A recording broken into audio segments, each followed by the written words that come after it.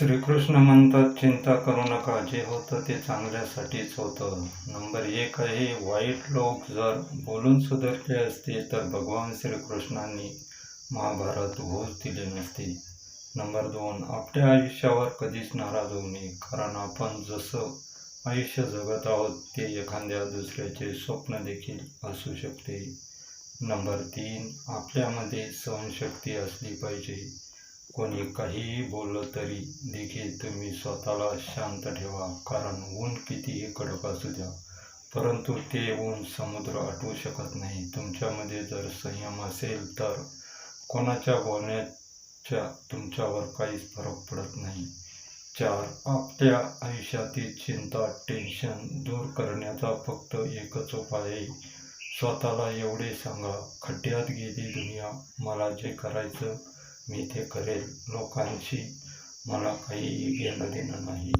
5, तुमचे स्वप्न तुम्हाला पूर्ण करायचे असतील तर स्वप्न कधीच झोपून पूर्ण होत नाही, त्यासाठी जगावं लागतं. उघड्या डोळ्यांनी पाहिली जातात तीच स्वप्न पूर्ण होतात. म्हणून स्वप्न पूर्ण करण्यासाठी समजूतदार नाही तर ध्येयाने वेडं बनवलं पाहिजे. 6, भगवान श्रीकृष्ण म्हणतात, जो व्यक्ती नेहमी दुसऱ्याच्या आनंदाविषयी विचार करतो, दुसऱ्याची कदर करतो, कायम माहीत आहे तोच आयुष्यामध्ये एकटा का पडतो. 5, एखादी व्यक्ती कधीही त्यांच्या आयुष्यातील दुःख कोणाला सांगत नाही. याचा अर्थ असा नाही की त्याच्या आयुष्यात काही दुःख नाहीत. दुःख लपवण्याचे त्याचे एकच कारण असतं, त्याला माहीत असतं या जगात आपले दुःख सांगून काही उपयोग नाही. ते आपले दुःख कमी तर करणार नाहीत, पण वाढवतील मात्र नक्कीच. कोणाची जर कदर करायची असेल तर तो व्यक्ती जिवंत असतानाच त्याची कदर करा. मेल्यानंतर तर परकी लोक देखील रडतात. 8, आयुष्यात एखादी गोष्ट नेहमी लक्षात ठेवा, वेळ माणसाला कधीच यशस्वी बनवत नाही, तर वेळेचा केलेला योग्य वापर माणसाला जीवनामध्ये सफलता मिळवून देतो.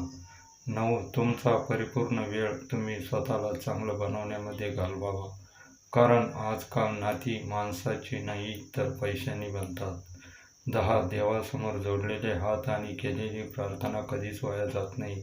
उशिरा का होईना पण देव सगळ्यांचीच प्रार्थना ऐकतो, फक्त देवावर मनोभावी विश्वास असला पाहिजे.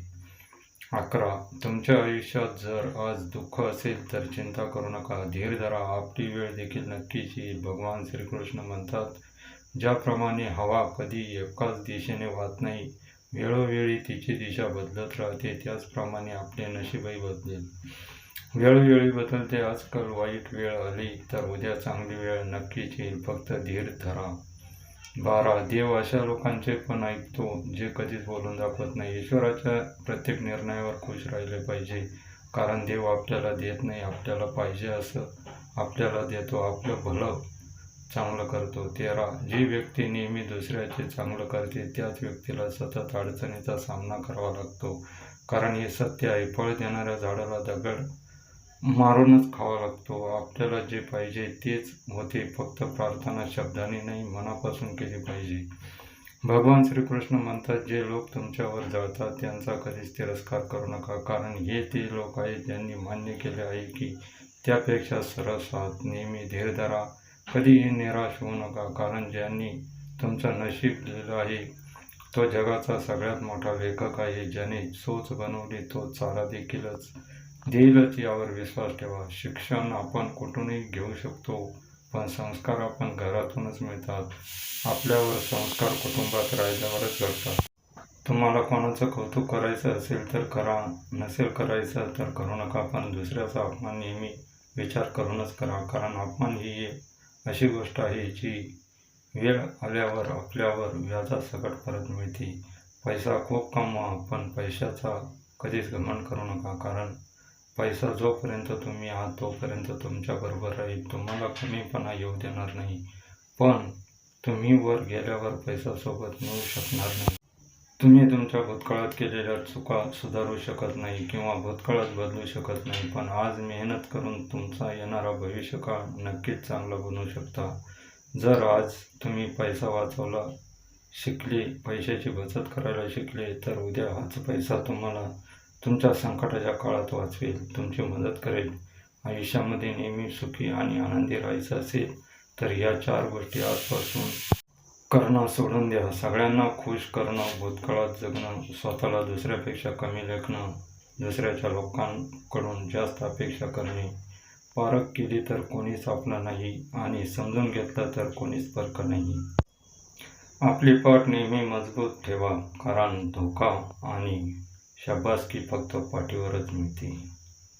25. स्वतःचा आनंद दुसऱ्यावर अवलंबून ठेवू नका, नाहीतर नेहमीच गुलाम म्हणून जगावं लागेल. 26. जगाची रीतच निराळी आहे. खऱ्या व्यक्तीला नेहमीच खोट्या व्यक्तीपेक्षा जास्त सफाई द्यावी लागते. 27. भरोसा नाही का माझ्यावर, असं बोलून कितीतरी लोक आपल्याला धोका देऊन जातात. आशा करतो मित्र आणि मैत्रिणींनी ही कथा तुम्हाला नक्कीच आवडली असेल. जर थोडीफार जरी कथा आवडली तर व्हिडिओला लाईक आणि चॅनलला सबस्क्राईब नक्की करा.